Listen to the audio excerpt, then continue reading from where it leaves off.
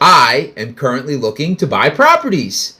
That being said, I have deals show up in my inbox all the time, and I figured I'd take this opportunity to have a quick chat with Chatto and talk about 3 deals that hit my inbox this week. Let's go through them. Let's look at how to quickly analyze them, how I filtered them, and what I found. Anyway, like I said, my name is Chatto. I have a lot of properties in the New Jersey market, and it's getting really difficult to be a landlord in New Jersey for multiple reasons. The taxes are completely out of hand. There's a lot of local government regulations that make things difficult, and I'm looking for more cash flow. So I've been looking at a bunch of different markets, a lot of different areas, and one of them, which is I like because it's within driving distance of my house, is Scranton, PA.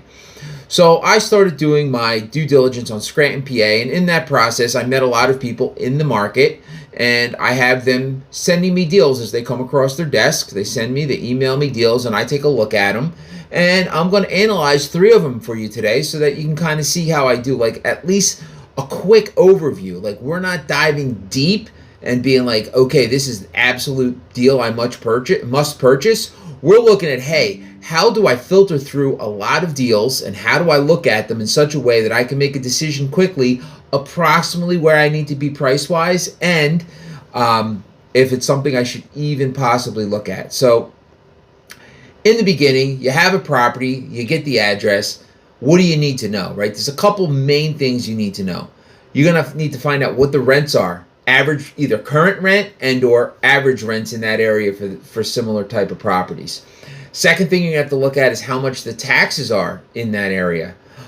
It's probably a good idea, and maybe once you have a couple of properties in a particular market, you kind of can figure out what insurance might be, but usually, depending on your market, insurance for a single-family house is, $800-900, maybe $1,000, maybe $1,100 if it's a really big property. But you gotta stick a number in for insurance, and as you do more of these, you'll kind of figure out where they are as you start getting some insurance quotes on various properties you're looking to purchase.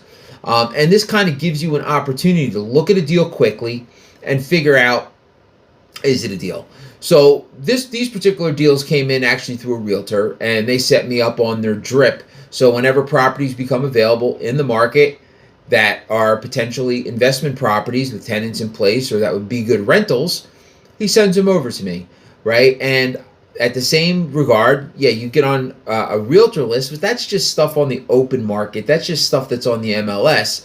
But you also need to find out who the local wholesalers are, especially if you take my advice and get yourself in a position where you can actually purchase without bank financing. Not necessarily your money, private money, other people's money, but if you get yourself in a position where you can just purchase these properties, you're able to buy from wholesalers and you're going to get a much better deal because you're able to close quickly, and you can actually pay an assignment fee, whereas if you get a loan, a lot of times it's a lot harder to do, and a lot of wholesalers won't want to deal with you. But that being said, let's kind of jump into the framework on how to think about these properties. So again, it's not a full pro forma. It's like a quick overview to see, like, hey, does this property even potentially make sense? So there's 5 inputs you need to look at, right? You need to look at what's the purchase price of the property, the closing costs, the renovations, approximately, monthly rent, and taxes. And insurance, right? So that being said, you put those things together, and you might say, well, gee, Chatto, how do I determine what the renovation cost is? Well, that's a tough one, right? Because you haven't looked at the property. You're just doing a quick overview, right? So just come up with something that kind of makes sense to get you started. And you'll see, and I'll explain how I came up with those renovation numbers as we go through these next 3 deals. But that's important to put something in for renovation because chances are the property needs something.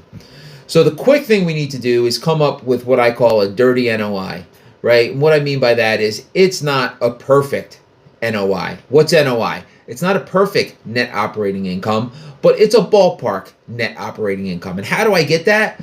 I take the annual rents, so whatever the monthly rent is times 12, that's our annual rent. Then I subtract out the taxes, I subtract out the insurance, and that gives me my dirty NOI. Then I say to myself, gee, okay, this property is listed for 100,000. So if we paid full price for this property, does it make sense? So I say, okay, it's 100,000 for the property. It's probably about $5,000 for closing costs. Might be less, might be maybe a little bit more depending on transfer taxes in your area. But okay, I'm going to throw in a number of $5,000 for closing costs, and I need some sort of renovation budget. There's really nothing wrong with the house, and it's really a turnkey property. Maybe 5,000, maybe 10,000, right? Just to have some reserves. If I go and it's like, wow, this thing hasn't been updated, it's completely dated, but otherwise a functioning property, 25, 30,000, depending on how big, how big the property is, how many bedrooms, like that type of thing. And obviously, if it needs a major rehab, that's even a little harder to figure out what the renovation is. But you take in your all-in cost, which is your purchase price, your closing costs, and your renovation budget. That's your all-in costs. And it sounds interesting, right? But I just say, you know what? If the purchase price is $100,000 and the closing costs are $5,000 and it's fully renovated, so I'm just going to put $5,000 on the side. $110,000 is my all-in price. And then what I do is I take that all-in price and I multiply it by 10%. So in this case, that would be $110,000. I'm putting in a number of $11,000.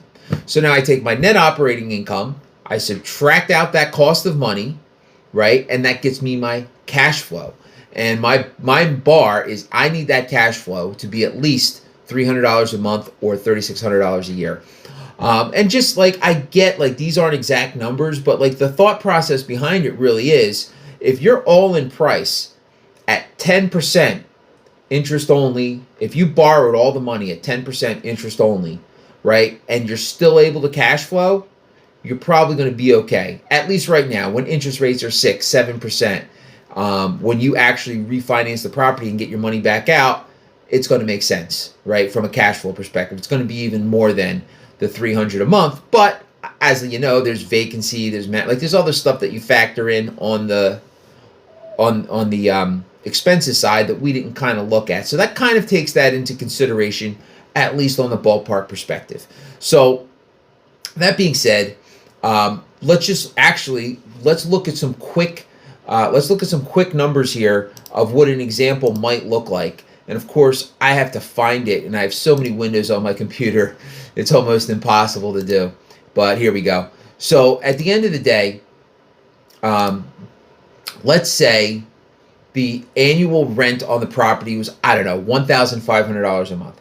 If the rent was $1,500 per month, the annual income would be $18,000. And if the annual income is $18,000, and let's say the taxes are $2,000, and the insurance might be $1,000, this property would have a dirty net operating income of $15,000. Cool. Now, if this property was listed for $100,000, right, or $95,000 and $5,000 in closing costs, let's say, and it was a turnkey property, so you did okay. The all-in cost on this is going to be $100,000. I multiply that by 10%. I get $10,000. So I got my $15,000 dirty NOI minus my $10,000 cost of money. Minus my $10,000 cost of money. That gives me a yearly cash flow of $5,000, which is what, about $460 something a month off the top of my head, something like that. So that is how I kind of go and figure out, at least a ballpark, like, hey, is this thing going to cash flow? Is it not going to cash flow? And you got to remember, the purchase price is the asking price. That doesn't necessarily mean that's what you have to offer, right? So then this will also help you determine what you might need to pay for the property. So that being said, let's go over these three deals and let's see if they make sense. The first deal is here on, I don't even know how to pronounce this, right? Is on Caboose Avenue. Wow, Caboose Avenue. Sounds fancy. It's a 3-bedroom, 1-bath property. It was built in 1948, and they are asking $150,000.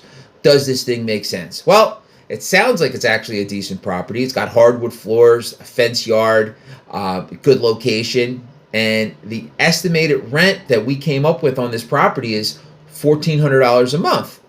Okay, cool. Now, here's where it gets interesting. This particular property has taxes of $5,396 per year. for a property that's what, 75 plus years old, that's only worth $150,000 asking price. Well, that doesn't make much sense, right? So anyway, we put our numbers together. We determine our dirty NOI, right? We get our $1,400 a month annual rent.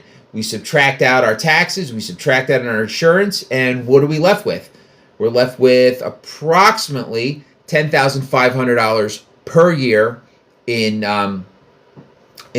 dirty net operating income. Now the problem is, if you bought it at 150 and you put 5,000 into closing costs and maybe had 10,000 in reserves for some work that might need to get done on the property because it's in pretty decent shape, at the end of the year you would be losing almost $6,000. So you're in the negative almost $500 a month. This one is probably going to be a quick pass. It's going to be really hard for you to get this at such a price it's going to cash flow, because there's absolutely nothing you can do about the taxes. Yes, you can appeal them, and that's a long shot, and they may or may not lower your tax rate, but that's something that's really going to kill this deal. Why would I want to purchase a property where I need to give the government almost $5,400 per year? That's insane. Why this particular property has taxes that are so high, who knows? It may be a value add. You may be able to get this and negotiate the taxes and get a better deal. Awesome, but not necessarily going to happen. So I personally would quickly pass on it. The next deal I'm going to look at is Fig Street. So this is actually a bigger house. This is a 5-bedroom, 2-bath, again, built in the 1940s. The asking price on this is $159,000. So there's two things that are red flags as I'm looking at this property. In the description of the property, it says, lovingly cared for 60 years. That means maybe they took care of it, but chances are it hasn't been renovated in 60 years. Old kitchens, old baths, it's probably going to need a pretty decent renovation to get it up to today's standards. Plus, it's also sold as is, which isn't necessarily bad, but makes me think that there's something there that is a potential issue. Now, on the other side, there's a couple things about this property that are really good. It has a huge 2-car garage. Tenants love off-street parking. We talked in the previous video, we talked about things you can change and things you can't change. And if you don't have parking, a lot of times you can't change that. And if you don't have a garage, well, maybe you could add one, but are you really going to spend all the money to add a garage to a property for minimal amount of increased cash flow? But this already has the garage there. And if the garage is in decent shape and it's really useful, tenants are going to pay a premium for that. So when we did the numbers on this, because it's a 5-bedroom, and because it's a 5-bedroom, because it has the extra parking, because it has the 2-car garage, this thing could rent for $1,700 a month at least, maybe even a little more. And because we probably need new kitchens, probably need new baths, we're looking at a renovation budget of $35,000. Like, okay, cool. Let's do the numbers. So we look at our $1,700 a month, right? For our annual income. So we get, well, that's monthly income. We get the annual income of $1,700 a month, and we subtract out the taxes. This one, now the last one was $5,400. This one is $4,000. So this one has actually cheaper insurance, and it's a bigger property and a better property. So we subtract out the taxes. We subtract out the insurance. Now this is a big property, so I put a little bit extra for the insurance, and we got a net operating income of $15,300, which makes, which is actually cash flowing, I think a little bit more than the last one. Yeah, because the last one was only cash flowing $10,500. This one is cash flowing almost another $5,000, and it's almost the same price. But we have this $35,000 potential renovation that might be an issue. So we look at this property. Okay, it's $160,000. We probably got to put in $35,000. We probably got $5,000 in closing costs. Chances are our all-in price is going to be somewhere near $199,000. So 10%, $19,900. So we get to $15,300. We subtract out the $19,900, and now this property is cash flowing again negative. We would be losing every month if we purchased this at the asking price. But there's more levers to look at this, so it might be worth taking a closer look. So we don't actually know that loving and cared for 60 years means the property needs an entire renovation. It might be in better shape than we think. We might not have a $35,000 renovation. We might find that we can potentially get $200 a month more for the garage. And that might be a huge value add that we're not calculating in. So that's something to look at. So it might be worth taking a closer look at this property and asking those questions and potentially making an offer. And let's see. And the third property we'll take a look at is on Sumner Avenue. So let's take a look at Sumner Avenue. This one's a little smaller, 4-bedroom, 2-bath. This one was built in 1930. And again, they're asking $165,000 for this property. Now, this property is touted as beautifully updated, remodeled floors, modern bath, stainless steel appliances. So this thing should be, right, turnkey. Okay, cool. The going rent for this property is probably about $1,650, a little less than the other one with the extra bedroom. So $1,650 a month, let's say, would be a potential rent for this. And the renovation's probably $5,000. The one where this one actually stands out from the crowd is the taxes are only $3,200 a year. And that makes a big difference when it comes to net operating income.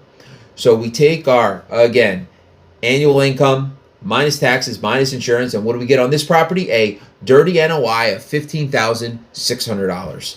Now, if we purchase it at the purchase price of $165,000, and we put $5,000 in closing costs and $5,000 in cosmetic renovation, we are looking at an all-in of $175,000. So our cost of money is going to be about $17,500, and our cash flow is once again negative. This one is only negative $1,889 per year. So not quite as bad, right? We're getting closer to almost zero. Now, when we purchase, the issue is we want to be making money, not losing money. So all three of these deals for the asking price don't make sense. But what can we actually offer, right? So let's do the math. So what we can do is we say to ourselves, okay, we want to make on this particular property over on Sumner Ave, we want to make $300 a month. So we say $300 a month, that's $3,600 per year. So if the net operating income is $15,600, right? Now we want to make $3,600, right? So that gets us down to $12,000 that we have available, right, for our all-in cost of money. So easy math, $12,000, right, is 10% of what? Right? 10, 12. So 12,000 divided by 0.1 is 120,000. So our all-in cost has to be 120,000 on this property. If our all-in cost is 120, we're putting 5,000 towards closing costs, 5,000 towards a light cosmetic rehab. That means our offer probably has to be 110,000 for this to make sense. So we would be offering 110,000 on this property on a 165 purchase, right? So we probably may or may not get this deal, but we also might have a little bit of wiggle room to come up off the 110 because it really is a turnkey property. We can potentially buy this, put tenants in place, and just cash flow for years to come. If the property's in good shape and a lot of the CapEx stuff has been handled. So that being said, hopefully, that helps you get your head around how I look at the numbers and how I determine what it might cash flow and how I figure these things out. That being said, in Scranton, prices have gone up a lot. And it seems like since I've been watching them, the rents have not really kept pace, and taxes seem to be potentially a deal breaker on a lot of deals. So again, it takes a good idea to kind of get an idea of these numbers. And if you say, you know what, this is way far off their asking price, I'm not even going to make an offer. Well, you don't make the offer, you're not going to get the deal. But again, you don't want to sit there and lowball everybody on their deals. And again, these are on-market deals. So you may be able to set them up in such a way like, hey, I may be willing to pay more because it's an on-market deal and I can get all of these things verified and really hone in on my numbers and purchase it with financing in place so that I don't have to buy it and get it refinanced out later and I can maybe give up a little bit of equity to buy a cash flowing asset.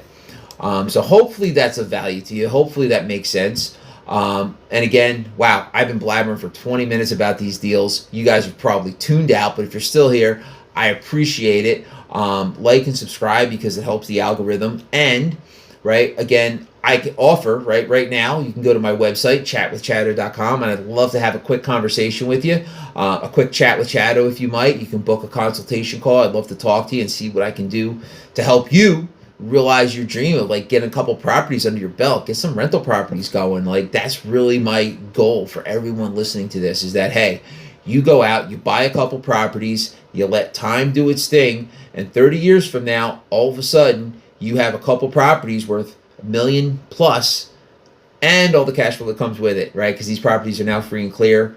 It's just a huge boost to any retirement portfolio. So I'd love to have a quick chat with Chatto with you, and also you can also download there for free. I have a PDF that I made. So whenever you go to one of your properties, you have it in your bag, you pull it out, and it just makes sure that when you're there, you do a thorough checklist of everything going on at the property so that you can save wasted trips, you can prevent service calls, you can prevent maintenance issues, and you can prevent unnecessary work orders. So with that being said, I appreciate it. Like, comment, subscribe, and look forward to talking to you again on the next episode of Chat with Chatto.